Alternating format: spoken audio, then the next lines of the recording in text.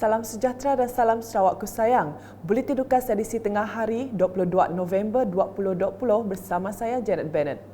Berita utama. Kerajaan Sarawak kini sudah bersiap siaga dalam menghadapi musim tengkujuh tahun ini.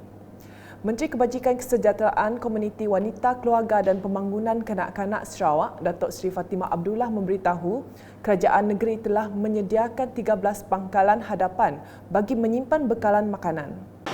Khusus untuk banjir ini, persiapan yang telah dibuat iaitu bekalan bantuan makanan di pangkalan hadapan, forward base we call it, pangkalan hadapan dan kawasan pangsa yang tidak berpindah. So ada tempat di mana memang di situlah bekalan makanan disimpan dan khas untuk kawasan yang mana mangsanya tidak berpindah, mereka berada di situ, tidak pergi ke pusat pemindahan. Dan pangkalan hadapan itu biasanya lokasinya adalah di tempat yang jauh daripada bekalan makanan, makanan kering terutama sekali. Beliau berkata demikian ketika ditemui media selepas majlis penyerahan geran kepada pertubuhan bukan kerajaan di Pusat Pemulihan dalam Komuniti PPDK Sri Satok pada Sabtu. Menurutnya, antara pangkalan hadapan tersebut ialah seperti tertera. Dalam pada itu, beliau memberitahu tiada aktiviti memasak di pusat pemindahan dan bantuan makanan yang sudah dimasak akan diberi kepada mangsa kelak. Laporan seterusnya, warga tani di negeri ini perlu mengadaptasikan penggunaan teknologi digital dalam mempromosikan hasil pertanian mereka. Menteri Muda Pemodenan Pertanian Tanah Adat dan Pembangunan Wilayah Sarawak, Datuk Roland Sagah berkata, para petani tidak terkecuali terkena tempias Perintah Kawalan Pergerakan PKP yang dikuatkuasakan susulan penularan wabak COVID-19 sejak Mac lepas.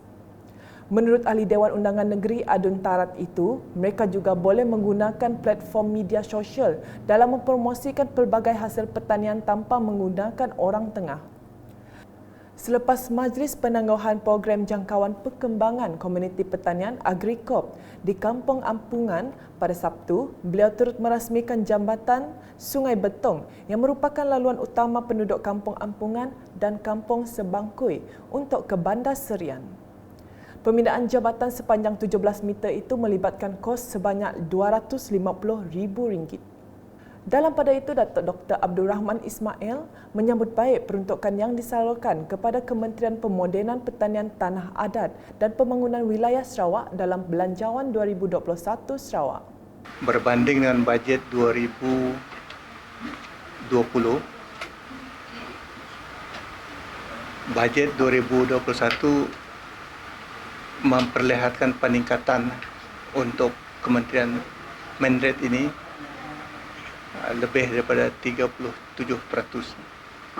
2020 bajetnya adalah 797 juta. Bagi 2021 meningkat kepada lebih daripada 1 bilion. 1,1 bilion lebih kurang. Selepas mengadakan lawatan kerja tapak projek dan penyerahan bantuan Jabatan Pertanian di Kampung Limpangki, Limbang, beliau menambah peningkatan peruntukan di dalam Belanjawan 2021 Sarawak membuktikan kerajaan Sarawak memberikan penekanan kepada bidang pertanian. Selanjutnya, pemimpin di peringkat akar umbi harus memainkan peranan dengan proaktif dalam menyampaikan dasar dan maklumat kerajaan kepada rakyat. Menteri Muda Perancangan Bandar Pentadbiran Tanah dan Alam Sekitar Sarawak, Datuk Len Talif Saleh menegaskan maklumat perlu dikongsi agar semua pihak tidak ketinggalan dan keliru mengenai dasar serta perancangan yang dibuat oleh kerajaan. Inilah tujuan program-program yang diajukan oleh kerajaan supaya maklumat-maklumat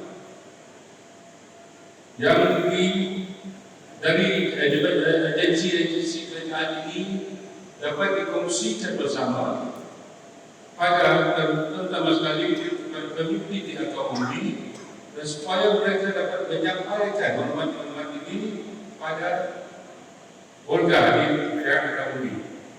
Sama ada maklumat itu berupa pendidikan, merupakan kesihatan, keselamatan, dan sebagainya. Berucap dalam program pendidikan komuniti bersama penduduk Kampung Sarike pada Sabtu, Ahli Dewan Undangan Negeri Adun Kuala Rajang itu menambah pembangunan infrastruktur perhubungan, kesihatan dan keselamatan merupakan fokus utama kerajaan di seluruh Sarawak.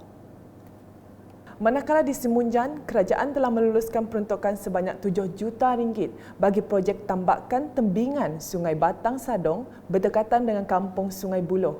Ahli Dewan Undangan Negeri Adun Semunjan, Aula Dris berkata, apabila siap projek itu kelak, ia bakal merangsangkan pendapatan penduduk setempat.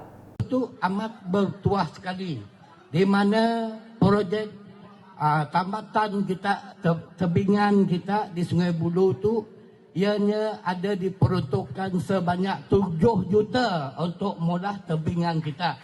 Di mana tebingan itu nanti adalah salah satu daripada tarikan untuk di kampung tu.